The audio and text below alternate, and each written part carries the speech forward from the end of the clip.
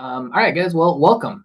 This is another MotoQuest webinar. This one's going to be on Japan. We're super excited about this one. We're really excited about these webinars in general, but particularly Japan. This is a destination that's near and dear to our hearts, particularly Phil's. So just a little bit of housekeeping before we get going here. First of all, I want to say thank you all for being here. We're really excited about these webinars, and we appreciate you showing up. If you're viewing this on your phone on mobile, it'll be much more enjoyable for you if you put it into landscape modes, turn that phone sideways, and you'll be able to see the pictures a lot easier, and it'll be a much more enjoyable experience for you. We would also, I want to encourage you to ask us questions. You know, if you have a question, there's probably 5 or 6 other people watching this that also have that same question, right? As Phil goes through his presentation, he will naturally find stopping points where we will stop. It'll be a good natural stopping point in the presentation where we'll answer your questions. So if you throw a question out in the chat and we don't address it immediately, we're just waiting for one of those stopping points where we'll then, I'll throw all the questions out to Phil at that point. So. And if you do have questions, go and throw them in that little Q&A section down below, if you would, please. And without further ado, Mr. Freeman. 日本のスライドショーのプレゼンテーションへようこそ。私はフィリップ・フリーマンなんですけど、okay, let's go in English. Welcome to the Japanese presentation. I am excited about this. I lived in Japan 30 years ago as an English teacher for 2 years on the island of Hokkaido, and I started riding motorcycles there, and it changed my life. And I ended up meeting these characters along the way, and now we're running tours around the world and we're renting motorcycles, and it's just definitely Japan has changed my life, and I just feel thrilled anytime that MotoQuest gets a chance to show people off the beaten track in Japan. And we not only do I do tours there, we have a few really knowledgeable guides who have lived in Japan who represent us well over there, and we offer actually 3 different itineraries, and we want to bring one on in the future, and we're going to go through all of that. First of all, I want to start with a quote. I always do, and I love this quote. Whether life is short or long, all we have is the present, and all that matters is what we do in it. And you're all here because you want to go traveling. And I I want to talk to you a little bit about this presentation in that it's very photo rich. There's many photos, so there's going to be some times where you're sitting back just looking at photos go by. I will comment on some, but not many of them. You can even start your favorite music maybe during these segments. I'm going to cover 10 different chapters is what I'm calling them. And one of them is going to focus on motorcycle travel in Japan and motorcycle culture. Another one is going to be food. Another one's going to be hotel, dining, and baths. Another one will be who you will meet in Japan. Another one will be only in Japan. And then I'm going to go run through briefly our tours there. One on Hokkaido, one on the 3-island tour itinerary, and another one on Shikoku. And then I'm going to talk about what we're looking forward to in the future in terms of an Alps and Islands trip, and also the granddaddy of them all, which is a once-in-a-lifetime trip that we're going to run in September from tip to tail, and I will talk about that later. Now, at the end of every segment, I'm going to stop and answer questions. So you can get all your questions in at the dialog box at the bottom. And then Brendan and Dax can help shuffle those questions to me, and I'm happy to answer them. So I will stop and pause and answer questions through each chapter. And if you still have a lingering question that doesn't pertain to the next chapter, it's okay. This is all about just getting information out and learning about Japan. And I'm really proud to take you around Japan today. So let's go. If you don't have your passport, that's okay. Grab your cup of coffee. And then what I'm going to do is, like I said, I'll spend 3 to 4 seconds on each photo in each segment, and then I will pause so that I can answer your questions. First of all, about Japan, 14,125 islands. And it goes all the way from basically the latitude of Oregon to the very southern tip of Baja, Mexico. It has many different climates. It's extremely rugged and mountainous. Each region has its own specialty in that it's different from the others. It changes. It's like a harmonica of climates all the way up and down, as it's mostly north south running. And once you get out of the population corridors, you're going to see some things that are just actually, just from terms of natural scenery, really, really beautiful, very rugged. The roads are excellent, and the people are super friendly.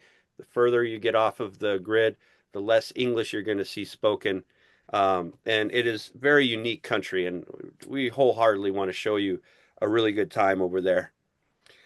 So, with no further ado, I just want to take you down a little lane, and I have named this chapter Japanese motorcycle culture and Japan motorcycle uh, travel culture. So these are little tidbits of what you're going to see when you're in Japan and other Japanese traveling around Japan, and there are quite a lot. This is a motorcycle culture, no doubt. Here we go. Is that enough luggage on the back there? Here's a cool collection that we will be seeing on our 3 island tour. Now that's a classic Goldwing.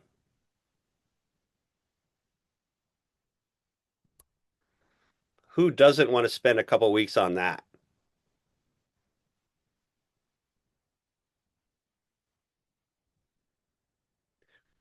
We are going to visit Mr. Nakano's restoration boutique shop on our 3 island tour. It's a real treat. Is there any way to balance more on one point? This is a Hokkaido touring rider.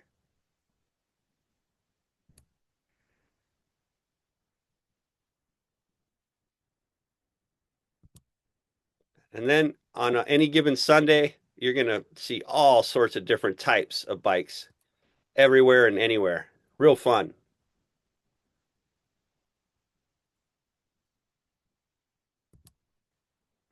This guy's going from Kyushu to Hokkaido. Tip to tail, baby.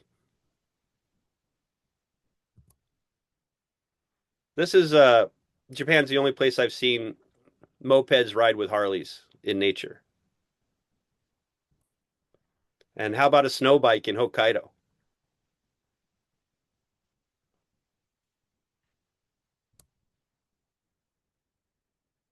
Basically the most practical motorcycle. And that is how you load your bike when you're going to go around. Why not? Okay, that's segment number 1. We're going to move on to food. If there's any questions permeating through, I'm happy to answer them. Yeah, we got a couple of questions in the chat here, Phil, mostly pertaining to the webinar, not necessarily Japan. Amar asked, are we on mute by default? Amar, I can answer this one. Yes, just due to the size of the group here, everybody is muted. If you have questions, throw them in this Q&A just like you did, and we'll answer them. Also have a question from Tim. Will the recording be available later if we want to go back and refresh it out of our memory? Yes, absolutely. We are recording all the webinars. We will put them on our YouTube channel, and we'll send out a link to anybody that wants this. So this will be available going forward on the internet. And that's all we got for now, Phil. Okay, great. Okay, moving on. There's nothing like travel, there's nothing like riding, but there's nothing like food. So let's go through a little bit of food. This is a pretty large section, so put on the music of choice. And here we go. Get ready. And some of these pictures are not for everyone, but some of these are for some people 110%. And ice cream, well, that's a good lead.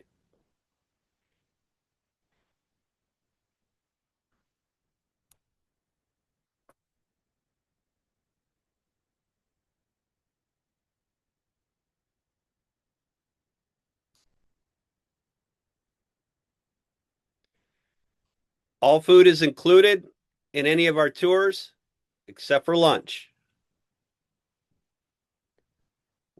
We even do a barbecue night on our 3 island itinerary. And sometimes we do snack lunches. We'll just pick out a place and sit and Watch the scenery. You don't have to have a hot dog.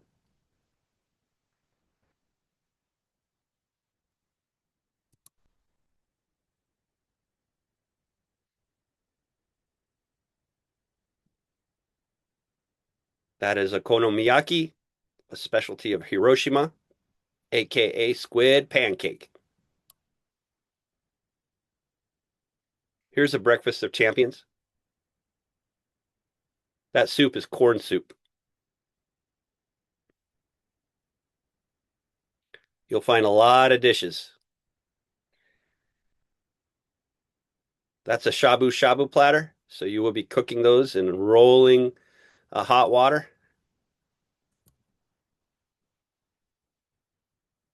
A little bit of soba and chicken nuggets, Japanese style.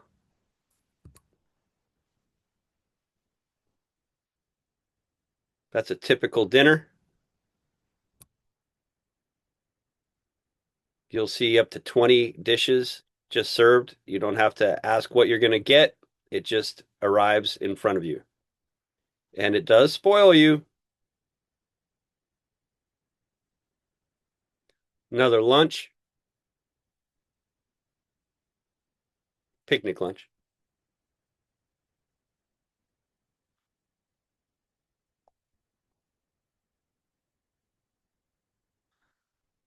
Scallop ramen.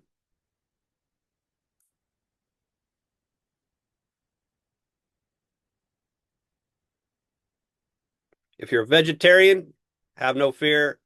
We can find something for you to work around.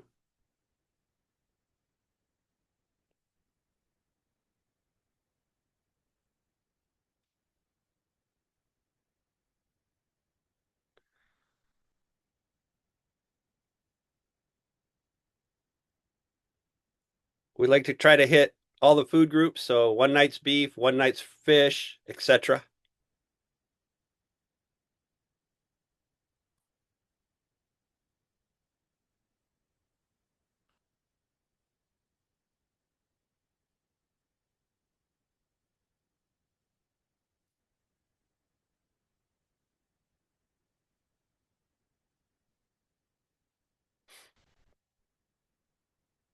Over the years, we've found some cool hole in the wall places for lunch.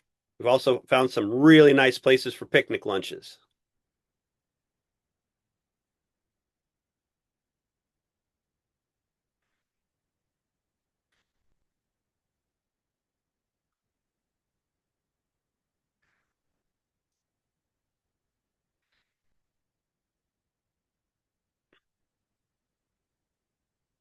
Some good ramen. It's another shot of our barbecue night.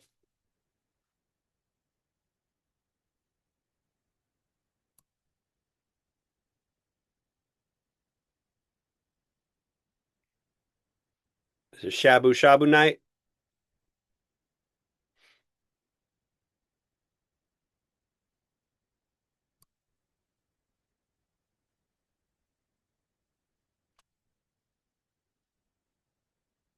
The snacks are always interesting.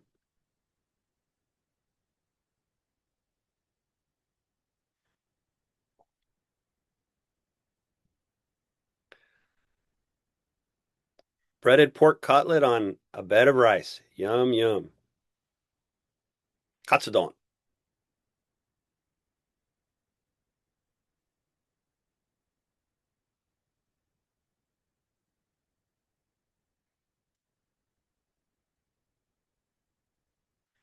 A lot of times the dinners will come with a little bit of protein. And you cook it yourself on a little self sterno grill.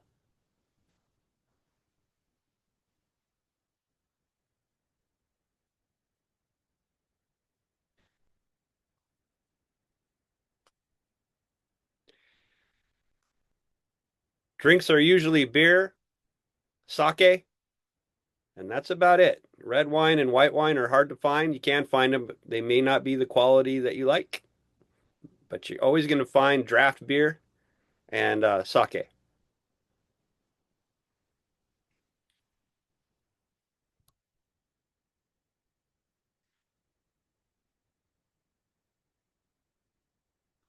Generally, when you sit down to the meal, they start the sterno and you start cooking stuff in that little pot there.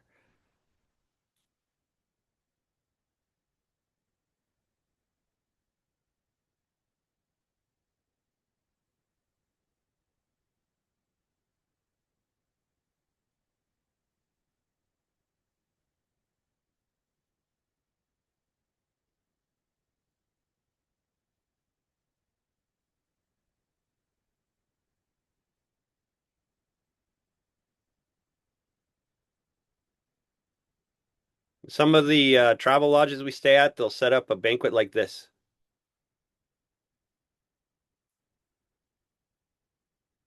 Shabu shabu night with beef. Yum.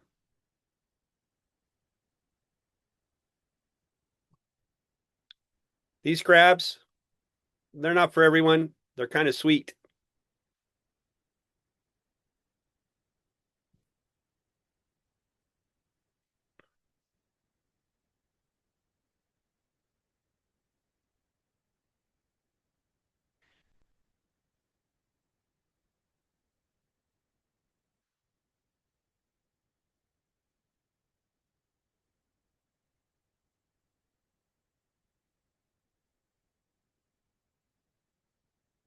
You gotta love okonomiyaki. I always joke about it that you're gonna have squid pancake, and I get made fun of, but people end up liking it.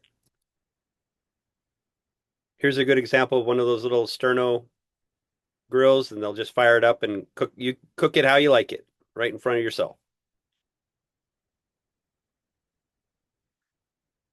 There's all sorts of stuff you've never seen back home.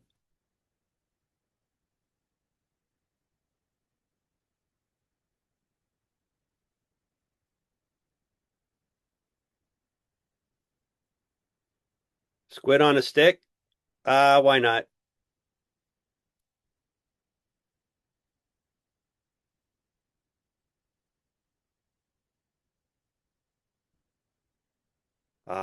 Breaded pork cutlet with curry and rice.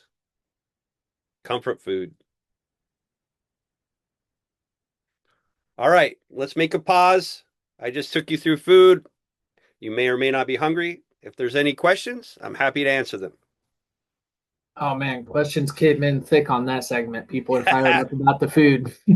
Paul had a good question here, not necessarily related to food. What is the rough ratio of riding time versus walking around? Are you zooming around on bikes all day, or do you get to stop and enjoy the sights? Okay, well, we have different types. Like the Hokkaido trip is really a rider's ride, but it's an explorer style. So we have free days every other day. So you have a whole day to do off the bike or on the bike loop, or you can do off the bike. For our three island, for example, that's designed more to be off the bike and on the bike. So we're leaving at 9, we're getting in at 4 at the hotel, we're stopping once an hour.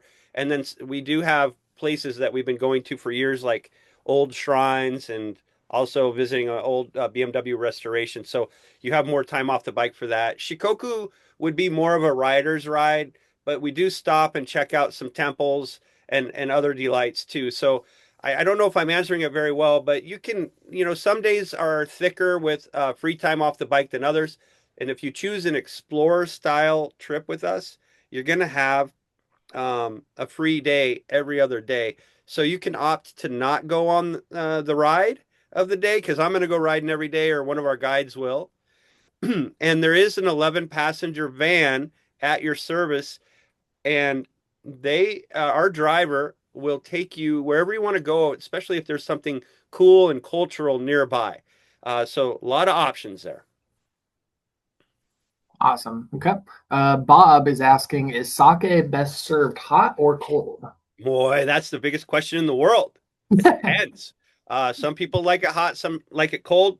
I feel that it goes down easier if it's hot, but if it's 85 degrees out, it seems like cold sake. And if you ask for dry, then it'll go down a little smoother. They do have a sweet side if you like that, but that's the sake triangle right there. Nice. Okay. Got another. I think it's a follow up question from Paul. He asked, what kind of pace is the riding? Is it a pretty leisurely pace, or are we, zooming around? Could you speak to that a little bit? This is a good question. So, generally, when we're going point to point, we stayed together as a group. It is really difficult to navigate the highways and also the country roads if you split up. There's so many ways to get from point to point.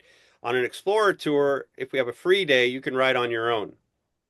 But the pace is not going to be very high, in that the speed limit is literally 38 miles an hour for most side roads. And we know where to go, where the riders go ride, and you can ride a little bit more at a fun pace.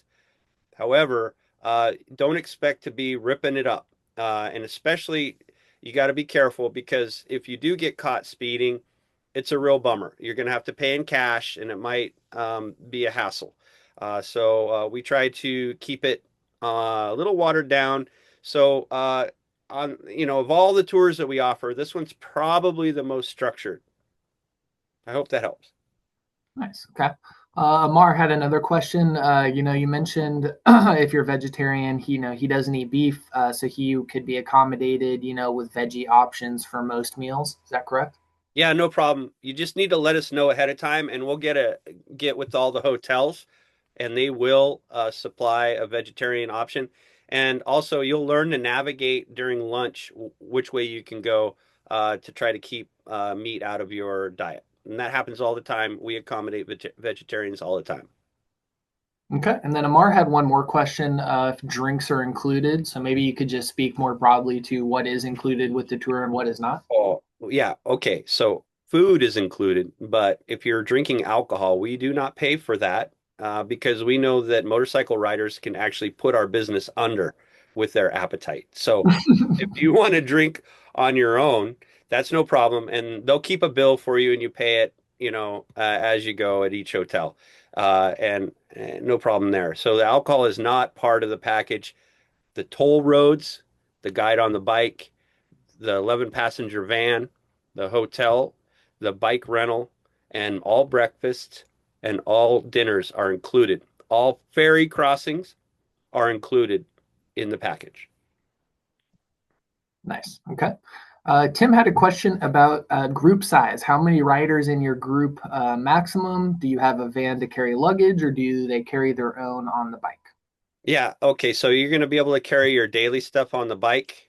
Most of the bikes are going to come with a top case. It's case by case, but mostly they'll have a top case for your daily stuff. We have that 11 passenger van. You can put all your luggage in that. The 11 passenger van is supposed to go from one point to another, but keep in mind if there's an emergency or something, that van will not be with the group. So you keep your real important stuff with you on the bike. What was the first part of that question? I think I missed it.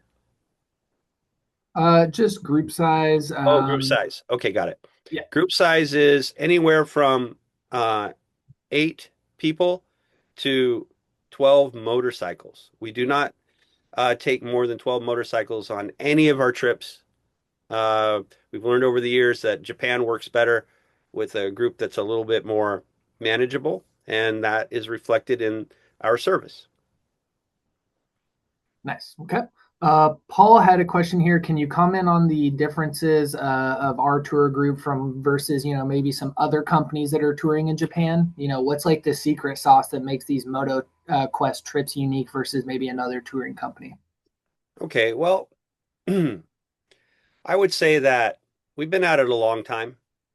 We are affiliated with several clubs who have curated uh, the riders' roads in that we're avoiding as much toll roads or highways as possible. And it's taken us years to find these roads and also to work with these BMW touring clubs that I'm personally affiliated with. So over the years, we've handpicked these routes in order to reflect the best riding, and on top of that, the more unique places to stay that a casual traveler would not find. We try to stay away from hotel chains when and if we can, and we also like to mix it up in that we stay at traditional travel lodges that are ryokans, and also we will stay at other places that are, they kind of balance out like cabins or hotels that are known for their hot springs. We want you to have the full experience, and some of these places you simply can't find on the internet. Um, we know by word of mouth or this network of riders has given us tips. You got to go here for the food. You got to go here for the hot springs. You got to go here for, these are off the beaten path 100%. And I would say that with that base of knowledge, especially since we're collaborating with locals on the ground that have been there all their life and ridden all their life, that they all okie dokied all of our itinerary based on, food, writing, and true Japan experience. And we've been at it a generation. So you're going to get that type of knowledge when you come with us. Awesome. Okay. James asked about the group size, which we already covered, but he also asked about, are there many, people that ride two up, husband and wife, couples, stuff like that? All the time. In fact, we half of our groups are riding two up, and we can accommodate you. We make sure that the passenger has a backrest. It could be in a way of like a top box, but we want to make sure the passenger is nice and comfortable. And we take a great care to try to fit you with a motorcycle that you feel comfortable with. And like that Three Island Tour is our number one couple trip. It just it is. It's safe. Japan in general is safe. It also has a lot of off the bike activities that are truly Japanese and cultural. So it has a nice ebb and flow to it. And we've been getting feedback that from couples that that's their favorite trip so far. Awesome. Okay. John had a question about, for a long duration tour like this, let's say you're on the bike for 2 weeks or more, how much riding gear do you recommend so they don't under or overpack? And then maybe you could just speak a little bit more about, what kind of temperatures and weather you could expect riding in Japan. No, that's a good question. Well, Japan is green for a reason, and it can get typhoons anytime, especially in the fall and in the late spring. You can get them. So plan for rain for 2 days a week, and you may not be disappointed. And then, temperature wise, anywhere from 65 to 85. Usually around 65 to 75 is where your breadbasket is in terms of temperature, and that's what you plan on. Layers are good, and we're on top of the weather every day. So if you have extra layers, which I encourage you to bring, you can you can store them in the van. The one thing I want to talk about packing for Japan on one of our trips is that you're going to be outfitted at your hotel with a yukata almost all nights. And what that means is it's a gown, and you can wear it to dinner and you can wear it to the spas. And so people, the first year we were doing this, everyone's bringing all these different outfits for dinner, and they're used to going to Europe. And then the feedback was, why are we bringing all these clothes when actually they already have clothes for us when we get to our hotel room, and we use those. So I say double down on the underwear. If you have big feet, bring indoor style slippers that fit you. And there you go.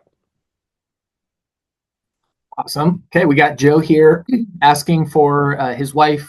She rides a factory lowered 750 with the low seat. Can we get a similar bike for her in Japan?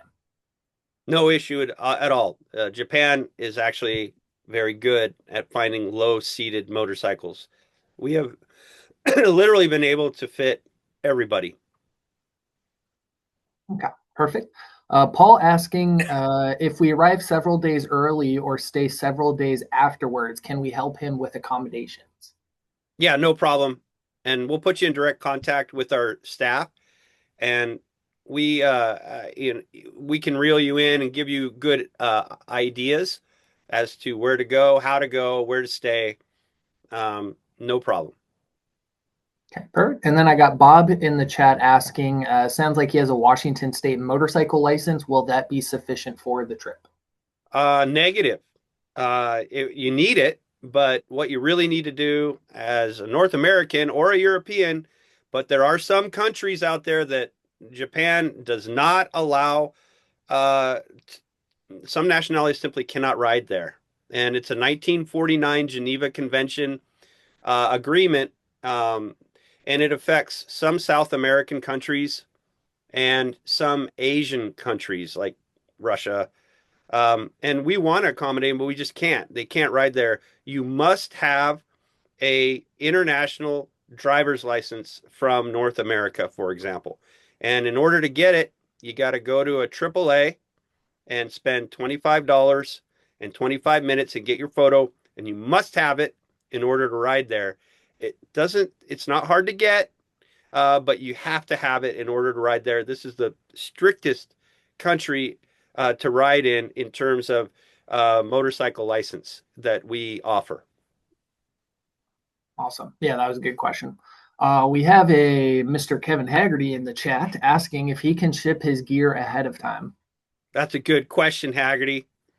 What you can do, you can, and we have done it before, but it's pretty dang expensive, and you need to plan way ahead. And we can send it home too, and but it's not cheap, but we can do it. Okay, awesome. Tyler asks for the Explorer series, are these good for couples with a non-motorcycle riding spouse? Can his Uh, spouse go in the van on ride days or non-ride days? Tyler, that's why we decided to do Explorer tours. If you look at our itinerary or the new ones that are coming through with MotoQuest, they're all mostly Explorer tours because we do want to cater to the non-rider. We do want to have that van and that local knowledge available, ready to take you to somewhere that you would never ever find, that would put you deep in the culture, that you'd have a true experience. It's more than just the motorcycle. And we want to make sure that you know that. And we've had non-riding partners show up and stay in the van, and they're driving with a local, and they learn so much about the culture. They're able to go to places during those free days, so we can divide and conquer. They can go to a shrine, and then the riders can go down the coast and meet back at dinner and talk about what you did. And I think that's the beauty of those Explorer stops. Awesome. Okay, got just a couple more questions here and then we'll get going again. Generally, is rain more like hitting rain cells or is it constant? Oh, you can have both. I mean, it just depends. Japan, I mean, typhoon is a word for a reason. So if you get unlucky with the weather system, you can have days of rain, but usually it's like a 2, maybe 3 day front, and then usually it turns back into a 2 to 3, if not more, of clear, and then rinse and repeat. That's usually what happens. Okay, and then we got this last question here from James asking about headsets on the motorcycles, Cardos, Sennas, that kind of thing. Do you use them? Is there a MotoQuest policy about this? What are we feeling there? I say bring them. And I also say get them set up before we're about to ride because they can be a little bit tricky to connect. And those that bring them enjoy them. And so I say bring them. Awesome. Okay, I think that's all the questions we got. Really good question, guys. Keep them coming, and we'll stop at the next section to answer them. Thank you, Okay, you Phil. guys. Hopefully, this next section will prompt more questions, but this is going to focus on accommodations, hot springs, baths, which will be most nights, and also dining because dining is included, and you're going to see some images of what to expect when you're with us on a MotoQuest tour. Okay, so get your headsets ready with any music you'd like, and here we go into the 3 second parlay. Ready, set. The first thing you're going to see and get to know in any hotel is the toilet.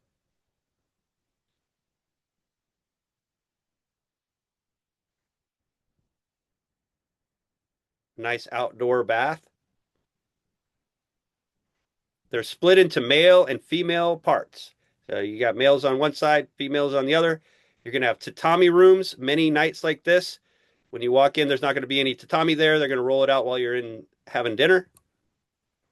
And some of the places we stay are they're really nice, set up for banquet dinners, exclusive. Some of the places we stay are simple and have shared bathrooms, but the reason is it's the food.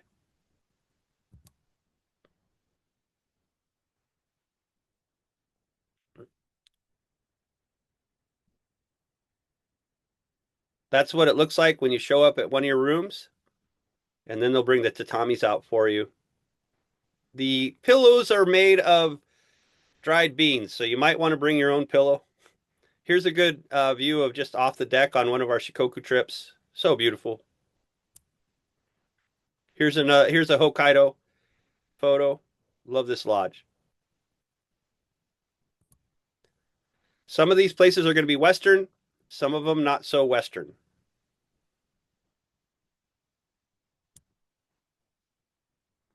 You're overlooking a traditional castle, and you're in Tsuyama. Not bad. Sometimes we have to sit on the floor. It's not for everyone. We do have backrests sometimes, but sometimes that's all you have. And if you're wearing a yukata and you're sitting across from somebody, you might want to wear something underneath.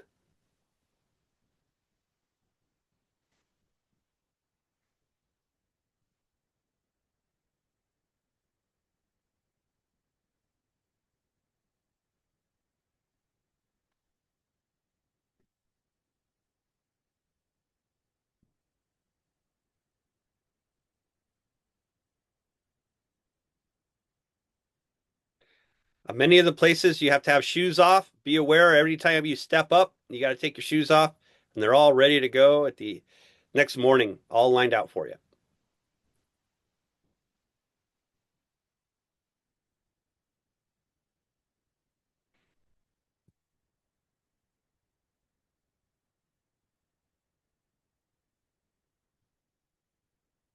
Some of our places, if you're lucky, you get your own hot springs. How cool is that? Here's one hotel where we overlook a city and a reservoir, and you have hot springs on the eighth floor of the building.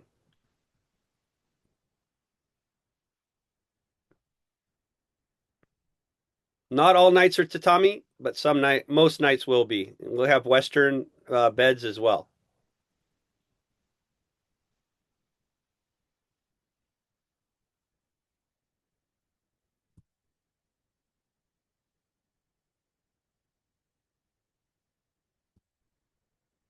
How about a hot springs overlooking the Sea of Japan while the sun goes down?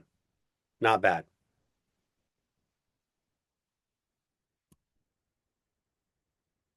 Here's one with your own tub.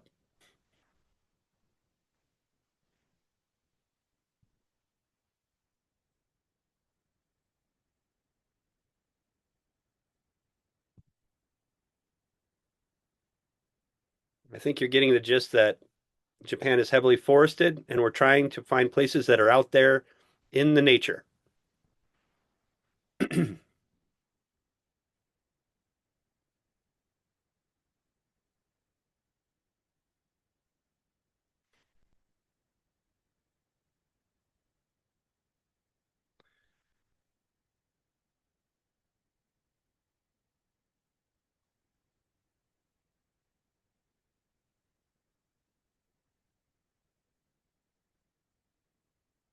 Here's a log cabin situation or a cabin situation we found on our 3 island tour. We love it. It's so remote, it doesn't have a restaurant. So we make our own barbecue.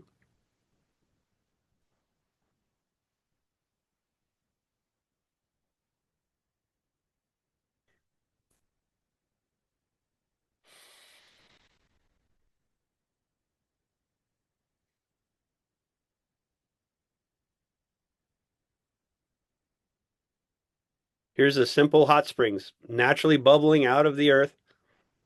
And we have taken over the entire hotel. It's just our group.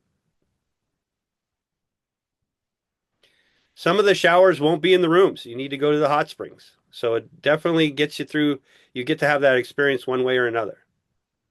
Not all rooms come equipped with chief. Okay, that's that segment. Questions, please. All right, we got a couple of good questions here. Paul was asking about the typhoons that you mentioned. Do you typically, if you encounter one when you're on the road, or is that a shelter in place situation, or are we riding on through it? The worst one we ever had, Paul, it stopped the ferry system between 2 islands. So we had to hurry our schedule to go a day ahead to cross from one island to another.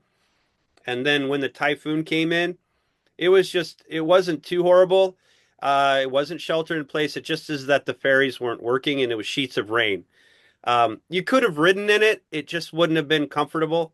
And we opted to just all pile into the 11 passenger van and then go have an experience down at the local town, get some lunch, and then hit some hot springs. So we definitely made lemonade out of it.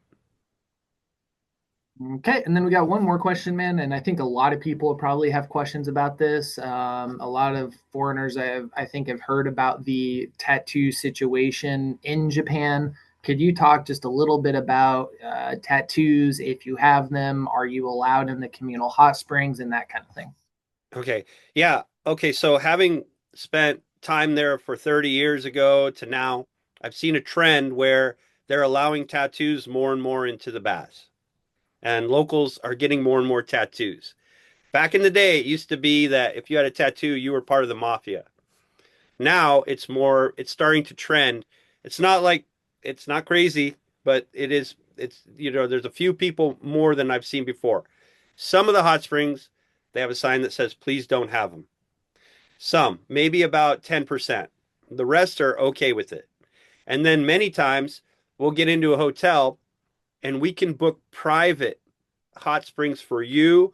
And if you're traveling with a partner, that other person, and you can have your own hot springs to yourself. It doesn't matter what you have tattooed on your body. And that is an option that's at about 40% of the places that we stay.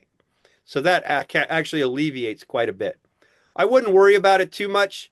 And depending on the trip you're going to and where we're staying, I can give you a heads up ahead of time which ones you can expect that you may not be able to take a hot springs at.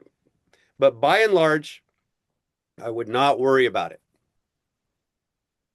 On that note, David is asking if they all get MotoQuest tattoos while they're on tour.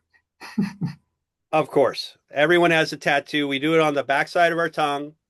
No, well, we'll talk about it. Maybe over a sake. There you go. That sounds like a good idea. Tim is asking if they get to see any temples while they're on the tour. Do they get to see any kind of ceremonies? Yeah, we there are Shinto shrines and Buddhist temples, and they are scattered all over. And I love to stop at one or two on each trip just to go up there and just take it in, both kinds. And also, we'll teach you, the liturgy of prayer there, and you can kind of just feel the atmosphere there. And I think it would be sad not to go to Japan and not to go to a temple or shrine. So we make sure that you go to both before you're done with us on a trip. Awesome. And then Tim had one follow-up question after that. Which tour is the best for the twisty and fun riding? And then which is best for a more of a sightseeing experience? Oh, okay. Well, I my favorite Shikoku.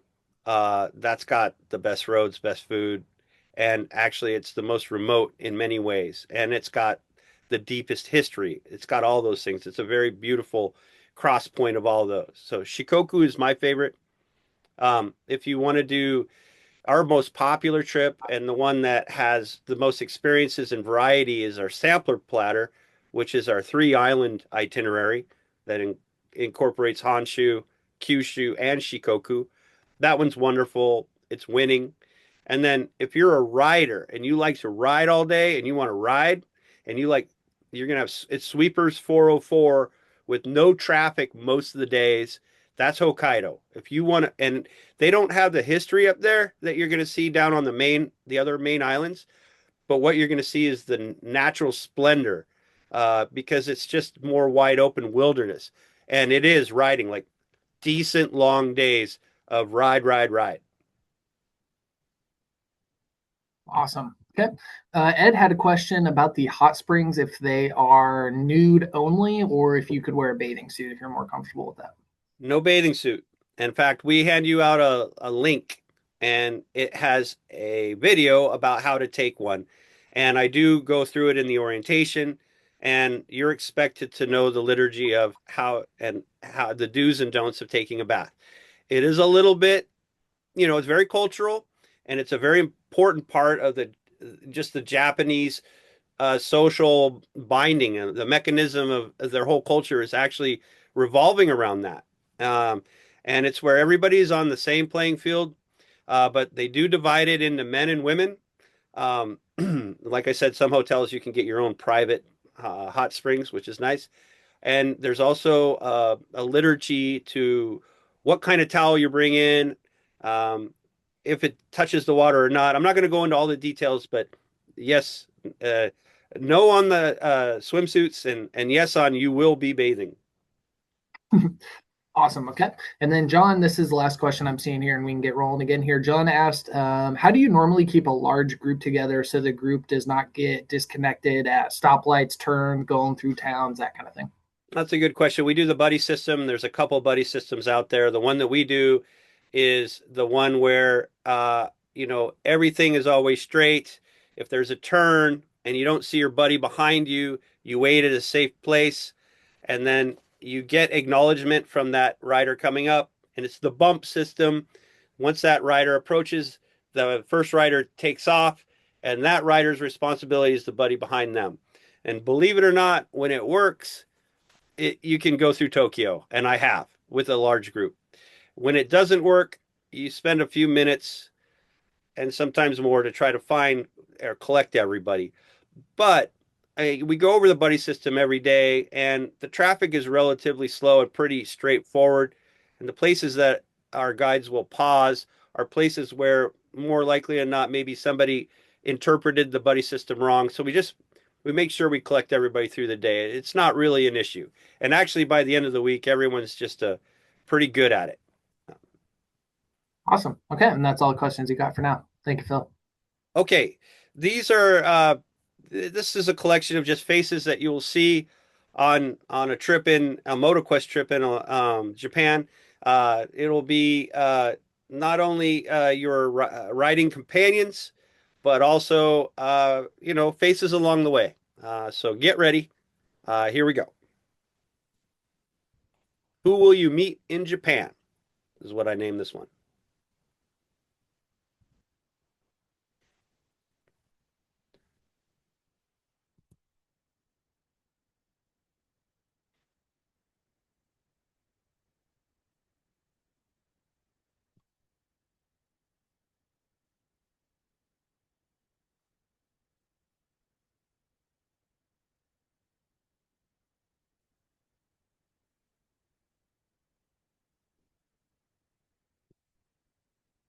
We always have a map time every morning.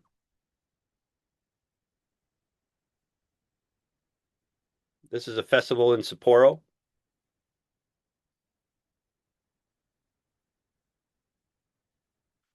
It's always nice to have an after ride cocktail and talk about the day.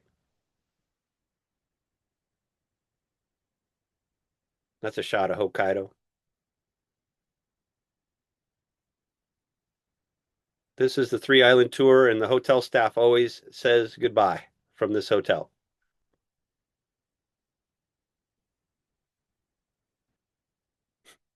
Choose your friends wisely.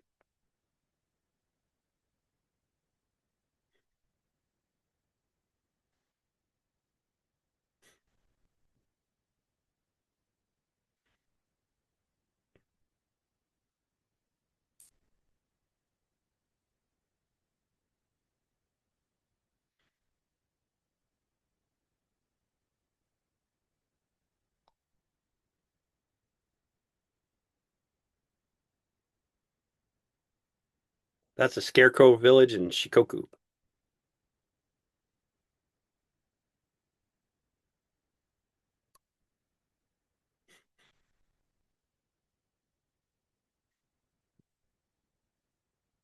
think that's our first trip almost 20 years ago.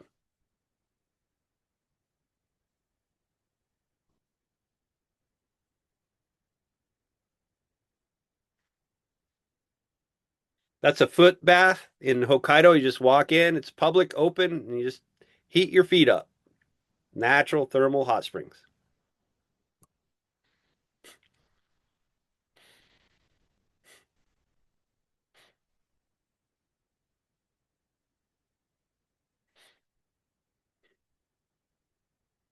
There's one hotel on our 3 island tour that our driver Chie, she'll take you back, the females, and get them all dolled up for dinner.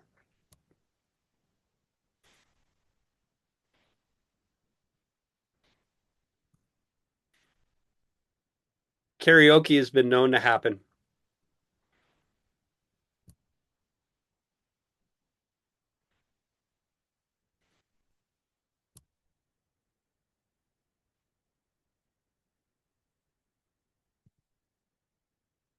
I met Spider-Man on vacation.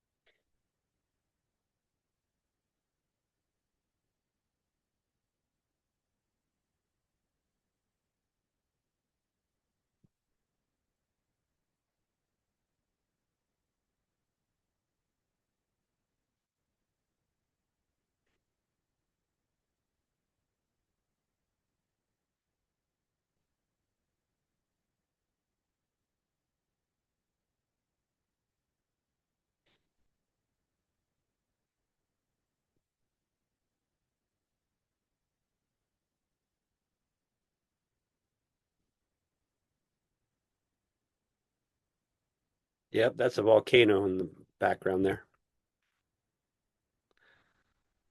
Riding along the coast in Hokkaido. A foot bath after a long day of riding.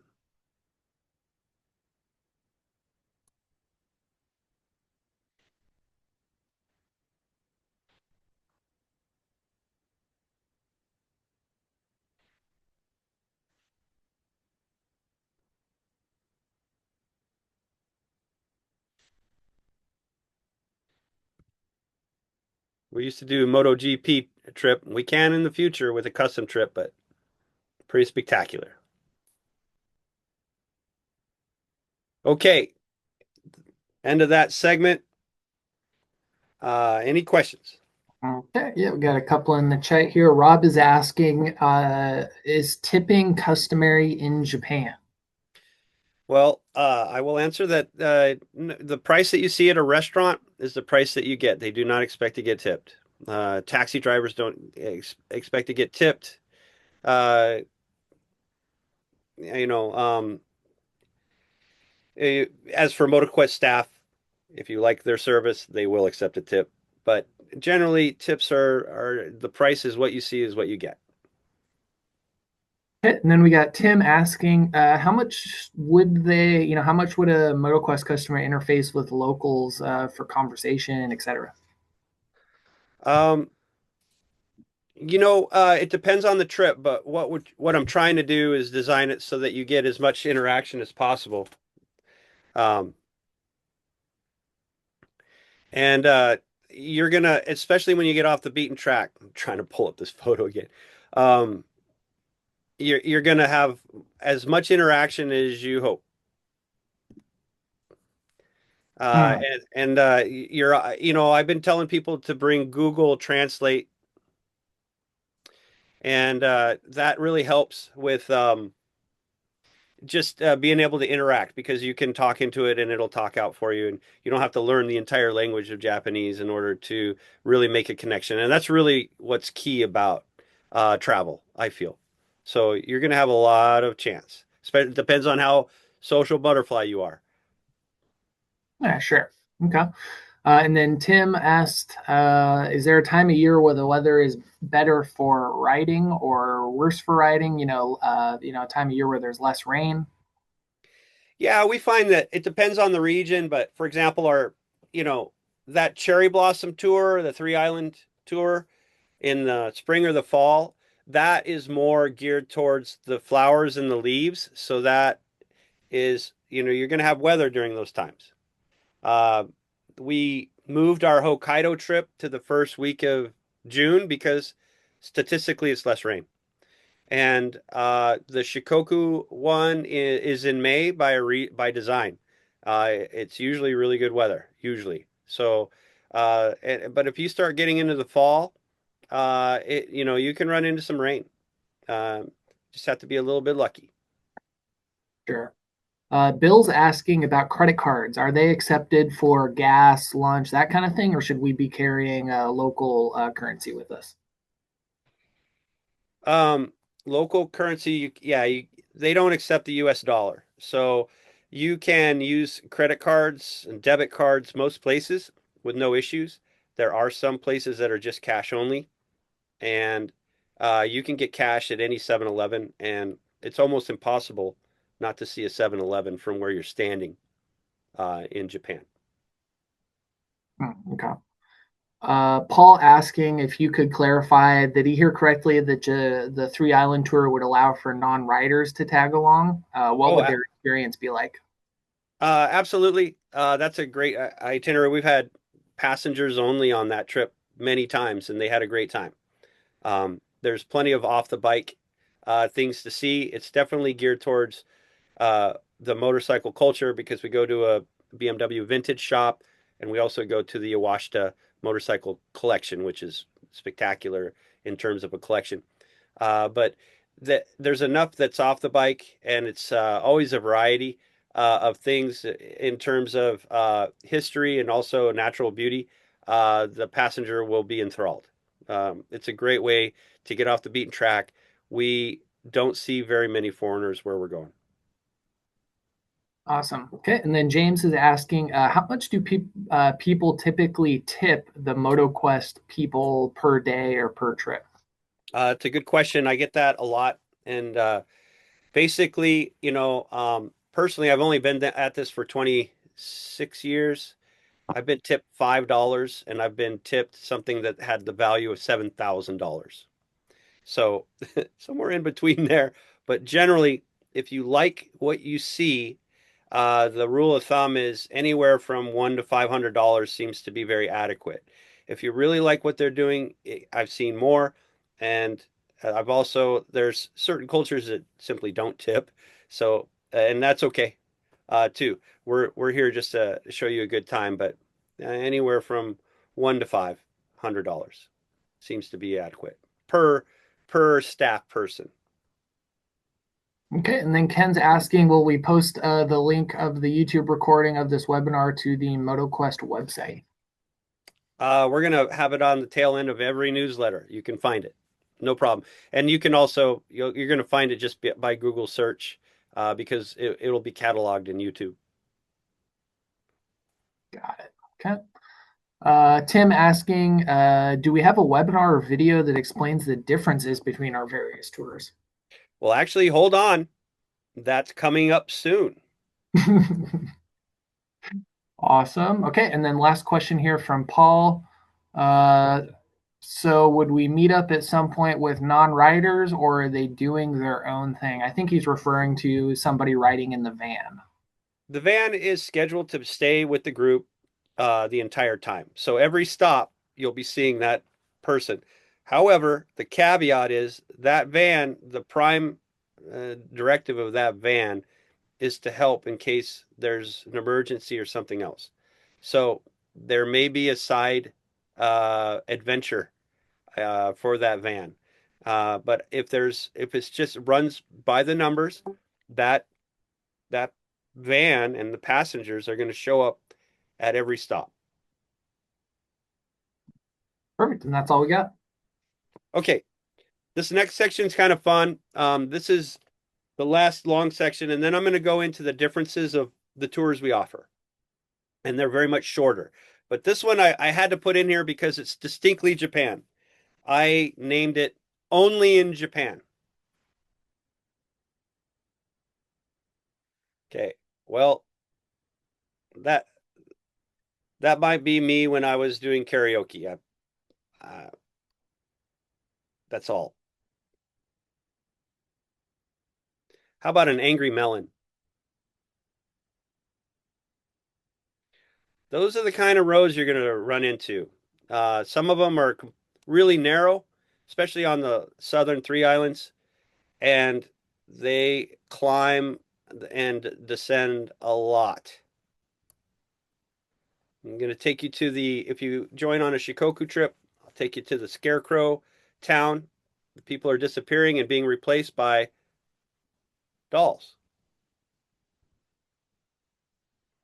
And there's a chance to go to one of the most celebrated gardens in Okayama, which is where we base two of our tours out of.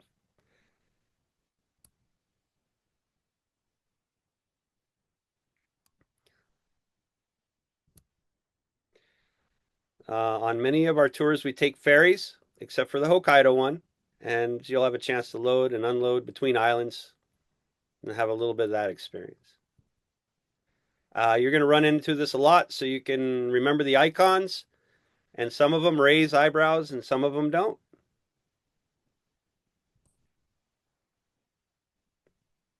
Here's a Buddhist temple. This is on Shikoku. There is an 88 temple pilgrimage that goes on all the time, and you will see the pilgrims walking from one to another. This is the first one of the 88. It's always fun to do a little bit of time in a city. You're going to see a lot of out of the ordinary stuff. And who doesn't want one of these at home?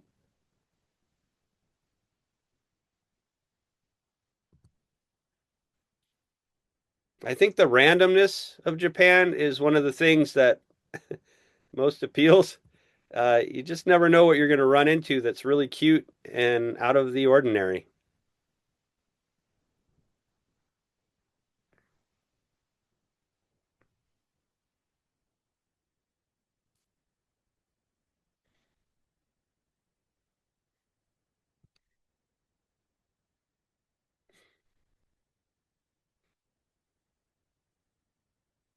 Cherry blossom season only lasts for about a week or 10 days, and riding during that season is a treasure. It happens at the end of March, the start of April. Maybe you even get a chance to ride one of the high speed trains, and they clock at just around 188 miles an hour. Here's a coastal shot of Hokkaido. All riders in Japan go to Hokkaido because it's known for its wide open roads. This is Hokkaido as well, so you got a little Yosemite in there.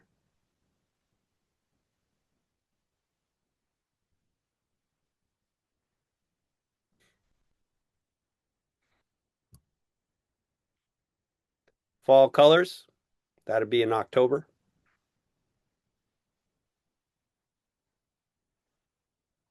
A little bit more of a foot bath opportunity. Evil spirits can only go in a straight arc, so they make the bridge crooked so evil spirits cannot cross. Here's a nice little wine glass beach that we know about where you can unwind from your day of riding. Another ferry jump from one island to another. And then there's signs like this that just make you giggle. Here's a nice shot of a Kan National Park in Hokkaido. I lived on Hokkaido. I know it really, really well. Who doesn't want to buy one of these guys for $100? Come on. Then there's little hidden gems and little walks here and there, off the bike kind of stuff you can do on Explorer style tours. All these tours you can make custom and just bring your own group.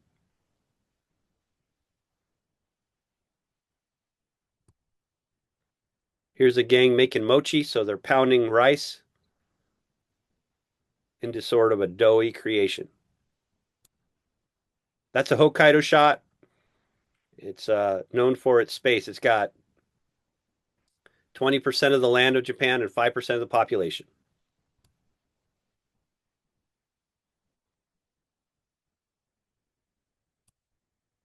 Here's a tea ceremony.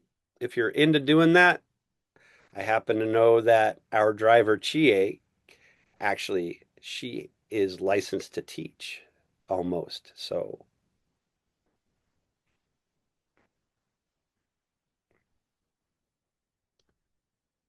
that's a Hokkaido coastal shot.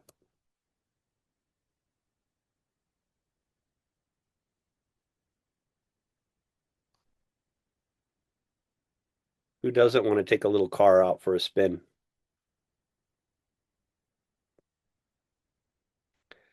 And then there's this head shaker. Why?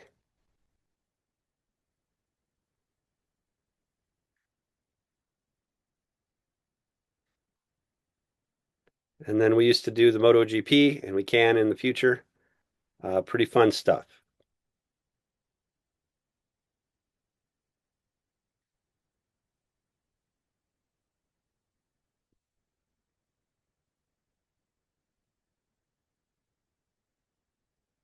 It's a nice road along the lake, one of the lakes in Hokkaido.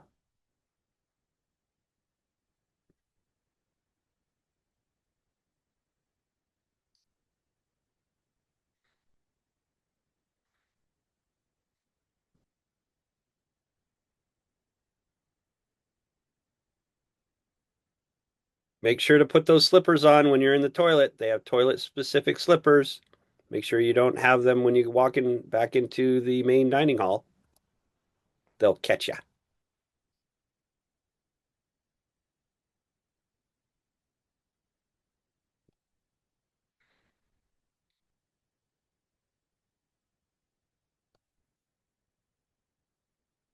It's one of my favorite little shrines, way up in the mountains on Kyushu.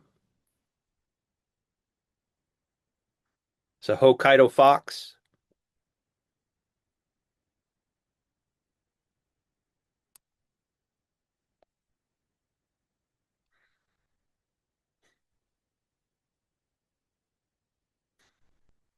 I think you're getting to just that Japan is very rugged and the coastal riding is unbelievable.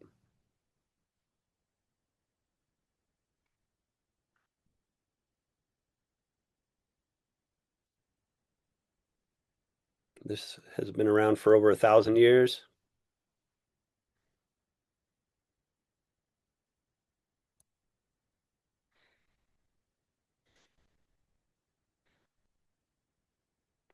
It's a deer on Hokkaido. They have a lot of them.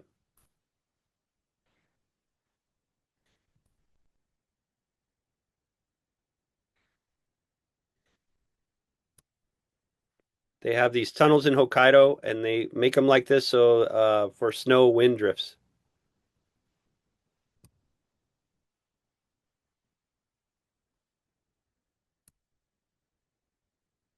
Cherry Blossom Festival. This is Okayama City. And you can do a sojourn down to Hiroshima out of Okayama as a day trip. We can line you out with all the information. And this is Hokkaido walking along the fumaroles of Akan. This is Iyo Mountain. We see this one before.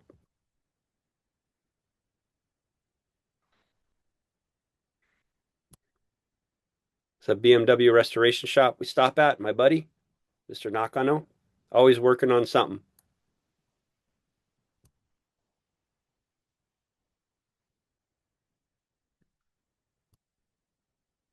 Cherry blossoms in full bloom.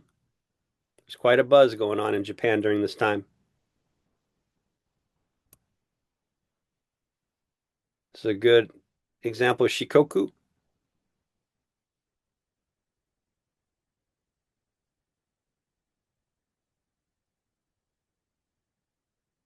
The vine bridge that you can cross on Shikoku. And this is also Shikoku. Lots of rivers like this. This is on Kyushu.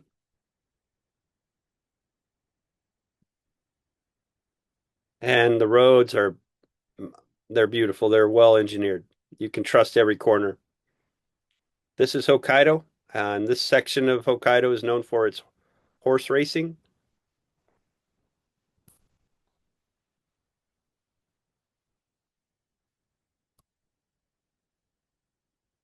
Here's some coastal riding in Shikoku, right through these little villages, these little fishing villages.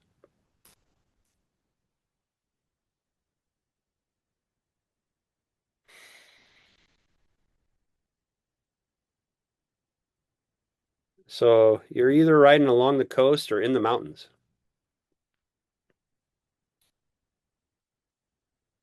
And there's little shrines here and there. The picnic lunch in Hokkaido,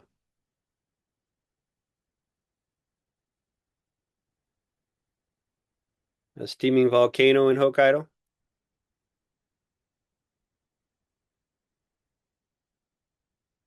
This ferry goes between Kyushu and Shikoku. And here's some coastal loveliness in Hokkaido.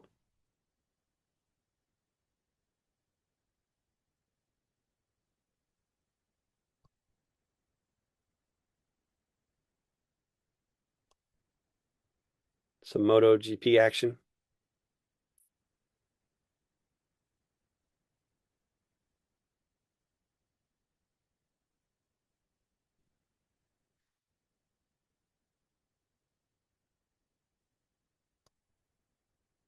Literally on Hokkaido, you can go for 20 miles, see nobody, and come to an intersection with no buildings. It's unheard of on the southern islands.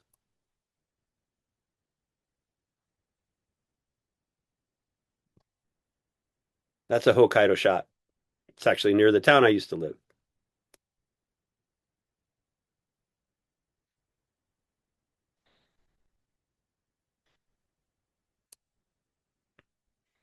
You can see how wide those roads are. Some of them, that's on Shikoku.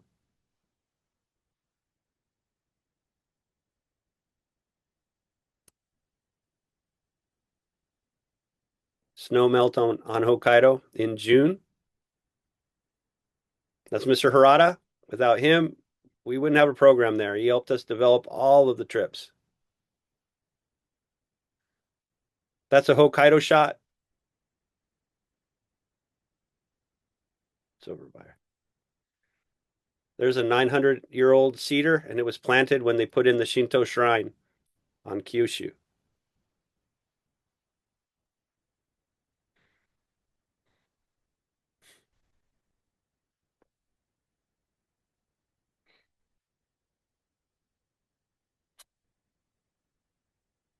Those are the open roads of Hokkaido. You're just never going to see anything like that in the country of Japan, and that's why riders flock there.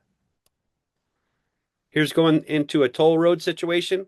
We outfit all of the motorcycles with a card reader, and so you just go right through the gate.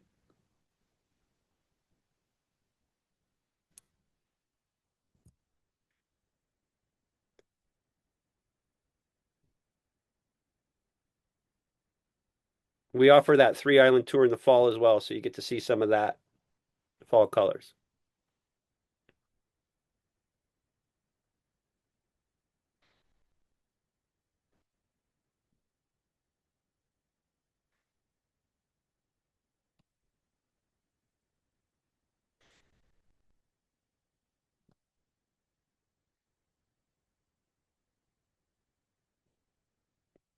And here's that famous Black Castle Garden in Okayama on Honshu, where we stage 2 of our tours.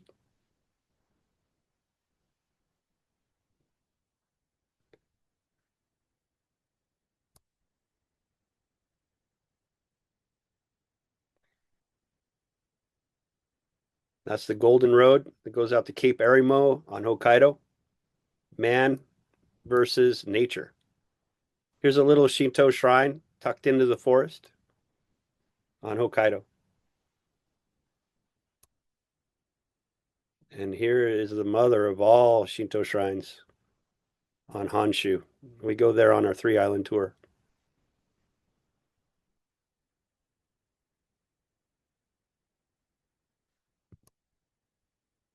Here's the bridge between Kyushu and Honshu. We stop here for lunch to check it out.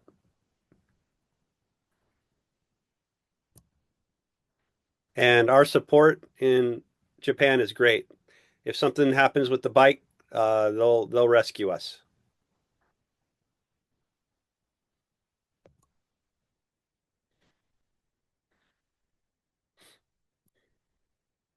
There's a coastal road on Shikoku. Imagine doing that all day. And this is a good shot of Hokkaido. We're in cow country there.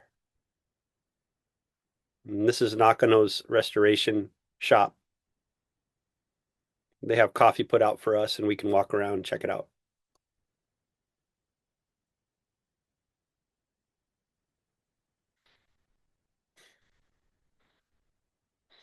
And then periodically we'll come across a bridge like this and we'll stop and walk out on it. This is on Shikoku. And how well dressed is that gasoline station attendant?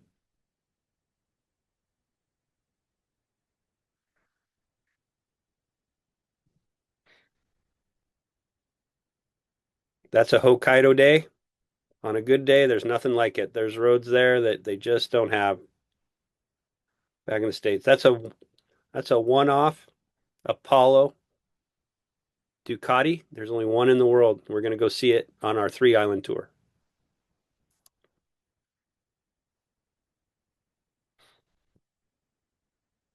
That's Chie in our 11-passenger van, just making sure everything runs.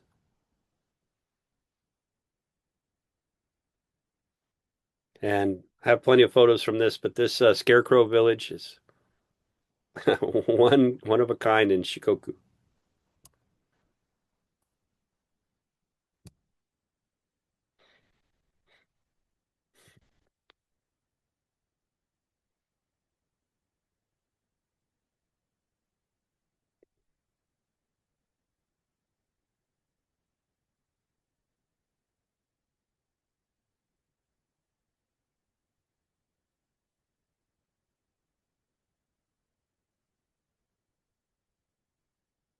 It's a world of slippers. Outdoor slippers, indoor slippers, toilet slippers.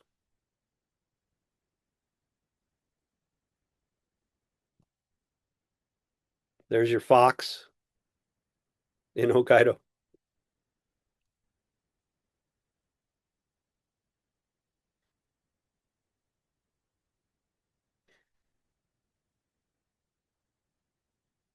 We crossed the Seitohashi Bridge, which in its day was the largest suspension bridge in the world between Honshu and Shikoku. That's during our 3-island tour and our Shikoku Explorer. This is Shikoku.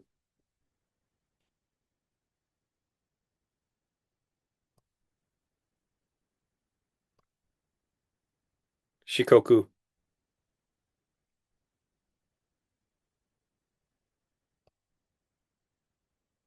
Crossing over to Shikoku from Honshu.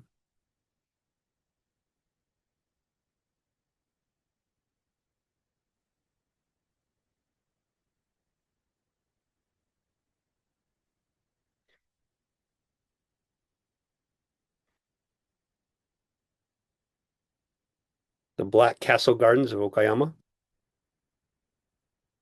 This is a fishing shrine that we stop at for a picnic lunch on the 3-island tour.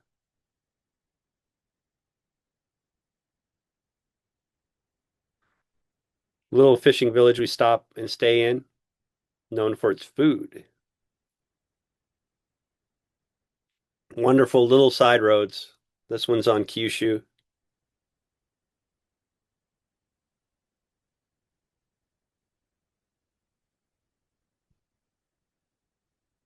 There's some lovely side roads where time is forgotten. They've put in new roads so they don't get the traffic, but you still have the scenery.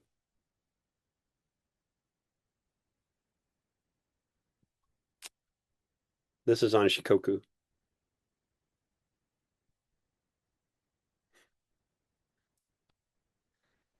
This is that fishing shrine again. Fisherman's. Hokkaido shot.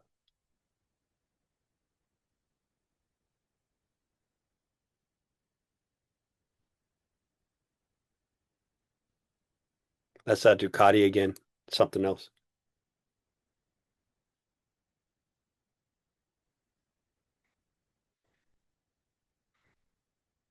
This is along one of the volcanic lakes in Hokkaido. Don't do that to the devil.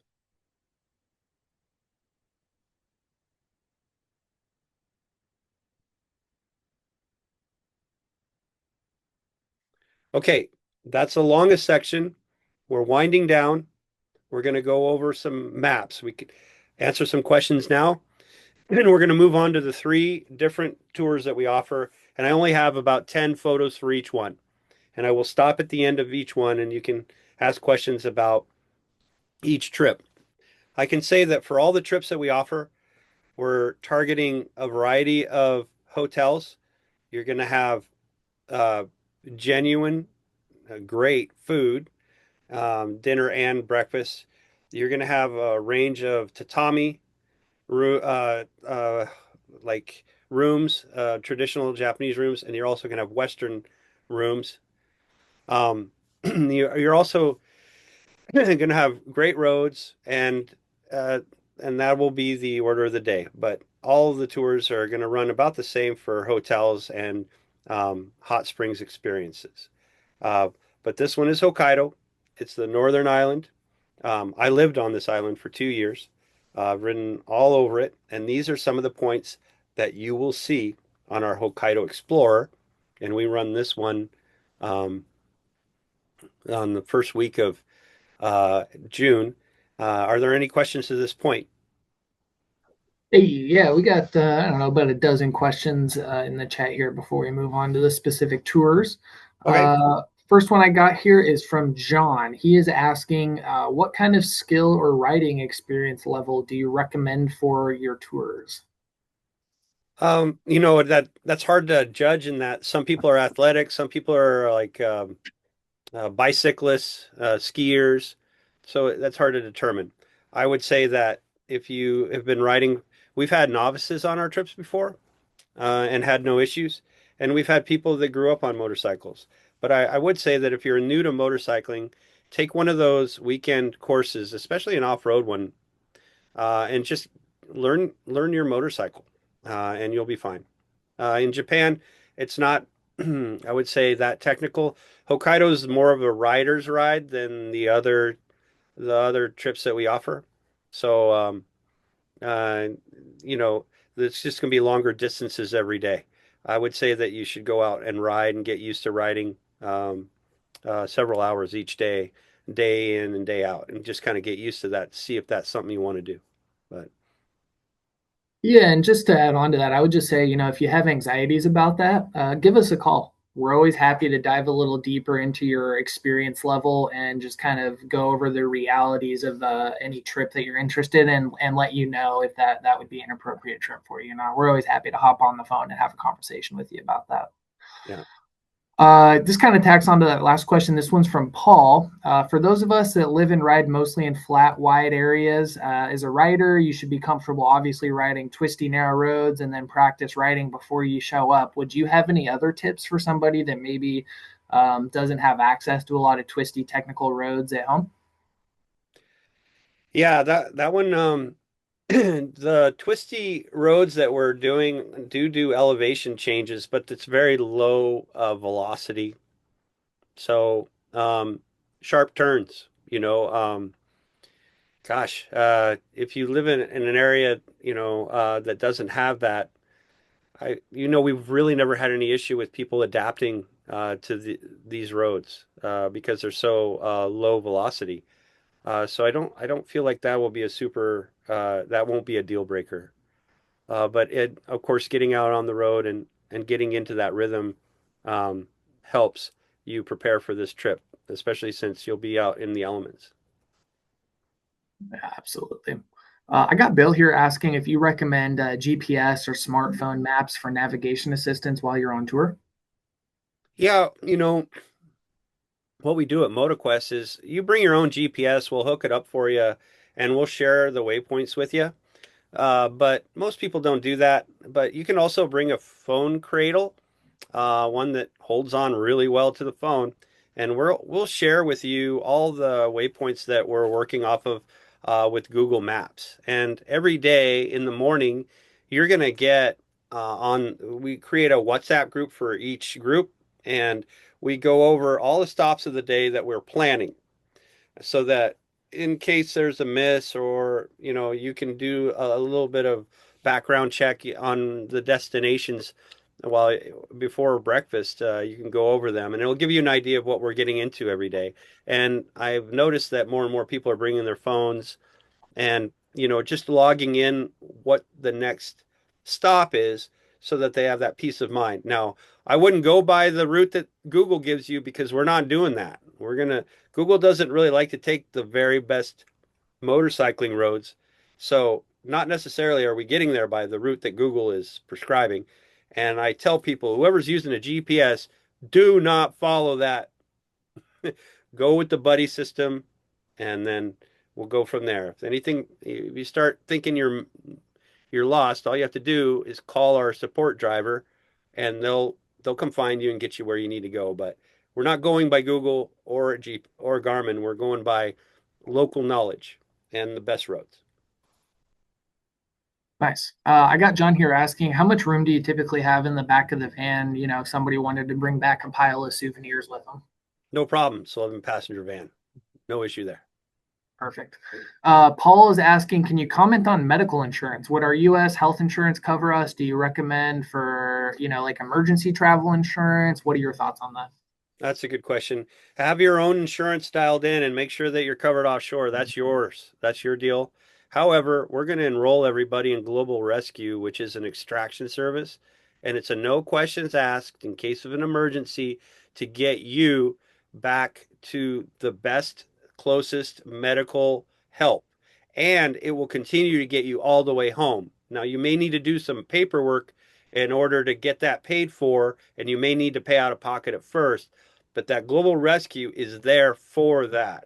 And we installed that over a decade ago, and we don't fiddle with that. In case there's an emergency and you're involved, we want to make sure that you're taken care of. We had people flown all the way back from Japan. We've had them flown back from South America at no cost to the rider.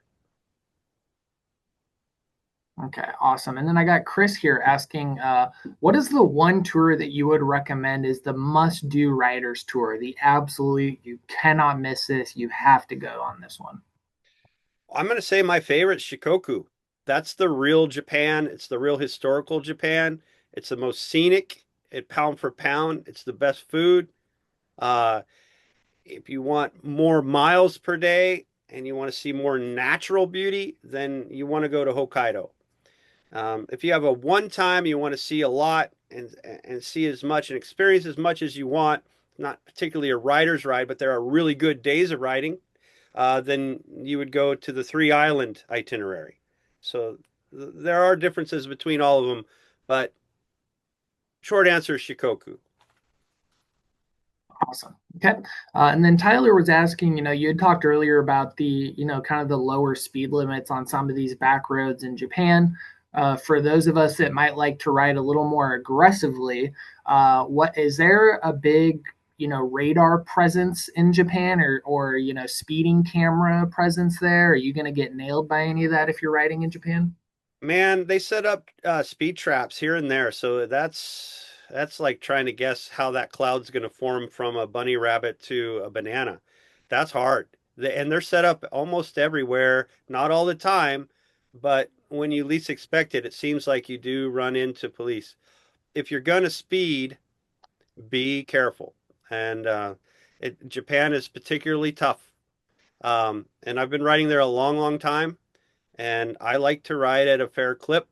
But there are certain roads that you can feel that are riders' roads, and there are others that are not. There are national roads, and you do not ride fast. So it takes a little bit of being there. As for riding at a more fair clip, covering more distance, Hokkaido would be your best option. But here again, be careful. They don't fool around with speeders. Yeah, copy that. Tim's asking, looks like they ride on the opposite side of the road from us. How long does it take to get used to that? 2 intersections. Awesome. Okay. James is asking, what happens if your bike breaks down? Do you have another on standby? Yeah, we'll get you another bike. We have good suppliers both on Hokkaido and down south, and we will find a way to get you back on a bike within the day. You may, the longest that's anyone's had to wait is maybe a full. Yeah, they'll get it to you the next day. We've never had an issue. Awesome. Ken's asking, what type of insurance do you recommend? Travel, medical, motorcycle accident? What's a good idea to have before you head over there? Well, any trip that you sign up with us, we recommend that you get in with a travel insurance just in case something goes sideways. That you're not on the hook for anything as we get close to the date.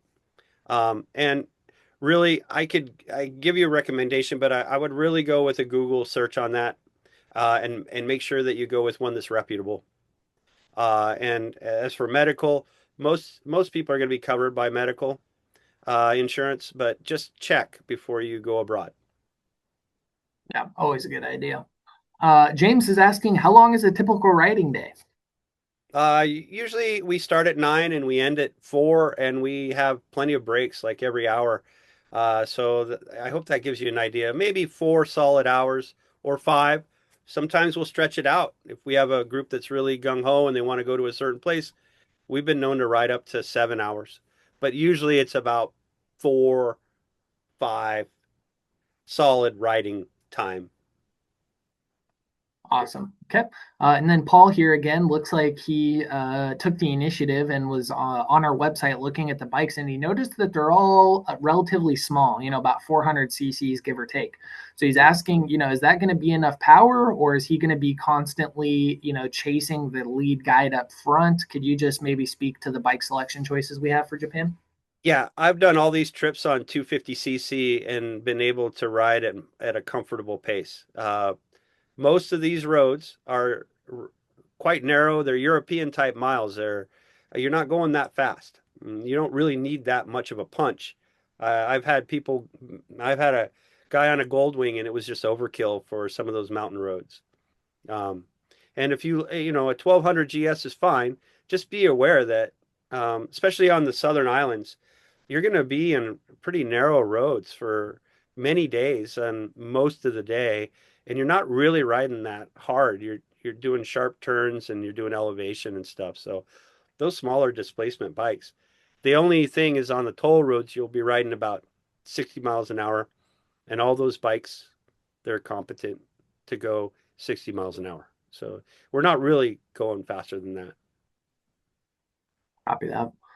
Tim, this is the last question we got for right now, and then we can move on.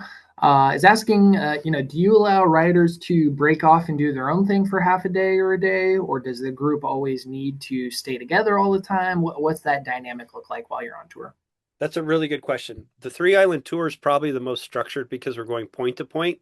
There is one particular day that we get in early, and usually the guide will do an extra ride and you can join him, or you can do your own thing.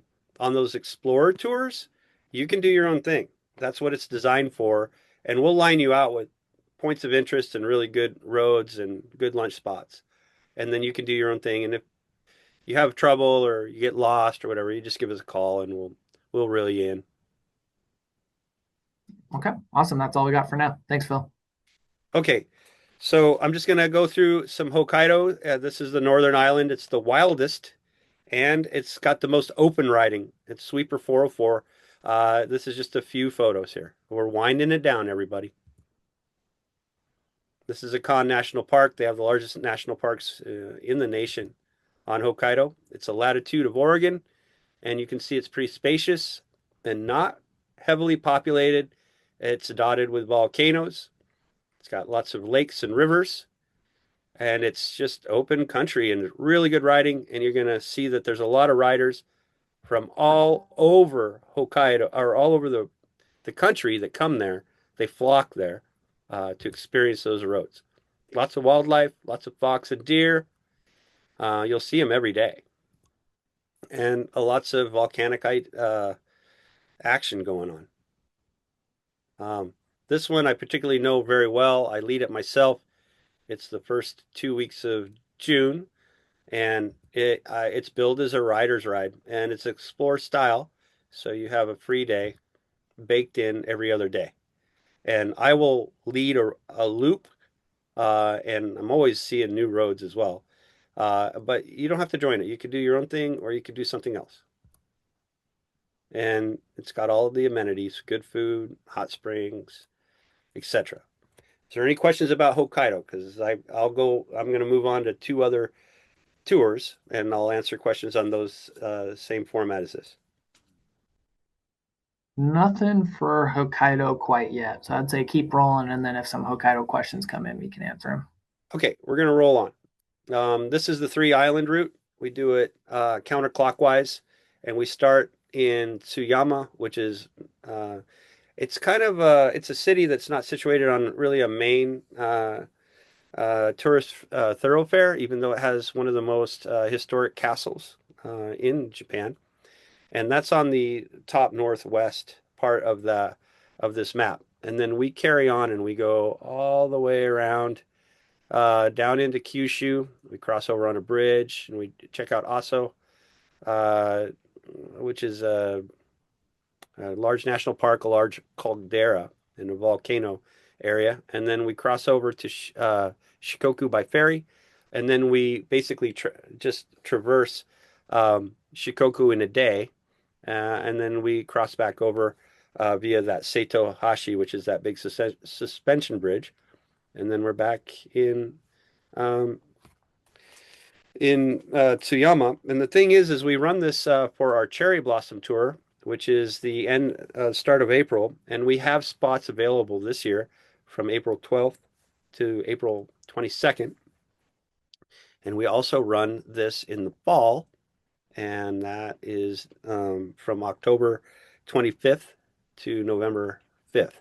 And it's the same itinerary, it's just different times of year, and you're still seeing motorcycle collections. We're going to that uh, restoration BMW boutique shop on Kyushu, and you're getting it's a sampler platter. And if you want to do one and do it all, this is probably going to be your best bet to see the old and beautiful and natural Japan.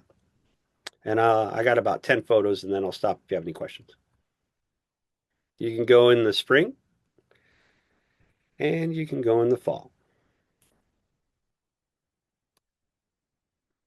And there's some neat side roads here. We check out this shrine with this beautiful cedar, 900 years old. This is in Hita on Kyushu. This is our little beach place that we stay on Kyushu. This is on Honshu. This is the garden in Okayama that you can check out before or after the trip. And then a little bit of cherry blossom action there. How about a foot bath and a sunset? And that is Shikoku. And we end on Shikoku. The reason we do Shikoku now is because we would end on Shikoku on this trip and everybody would go, what about Shikoku? So those are the points of interest. And if there's any questions about this particular itinerary, I'm happy to answer. Same thing. No specific questions about Shikoku. We can keep rolling. Good. Good. We're going to roll. We're going to go on to Shikoku only. And this is an explorer style tour. So you're staying 2 nights at each place. And you cross over on the Naikai National Park, which is a series of islands, onto Shikoku. Shikoku didn't have a bridge there until I think late in the game. So it's been very rugged and very remote. It's got great roads, either coastal or mountainous. It's extremely rugged. There's not a lot of cities there. Cool bridges, pedestrian bridges to check out here and there. And then some of these roads, they don't get used much. So that's an example of a side road. And just striking rugged and forested landscapes. Cool little bridges. Here's kind of a roadside attraction. You can go across the Vine Bridge. And for me, that's Shikoku in a nutshell right there. So That's Shikoku. Any questions? No? Awesome. All good on questions. Oh, we're answered. Okay. So we're looking forward. I just wanted to show you an itinerary. This one is in the works for 2027, and it will be the Alps and Islands trip. And it's based basically on our MotoGP trip that we used to run, but we're not going to do the MotoGP. We're just going to enjoy the riding. So we're going to go up one coast into the mountains all the way up.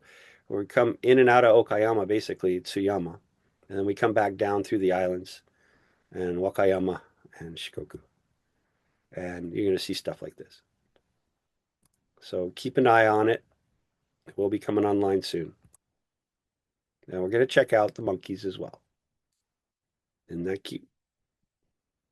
And there's a series of ferries on the back end of it.